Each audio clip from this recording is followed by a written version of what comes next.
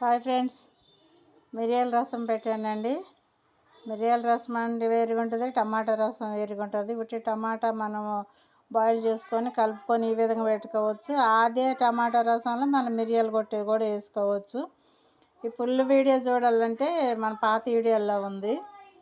ఈ విధంగా ముందు టమాటా, ఆనియన్స్, చింతపండు బాగా మరగబెట్టుకున్నాను. ఇది ఆరిన తర్వాత తీసి కలుపుకొని ఇట్లా పోపు వేసుకున్నాను. నేను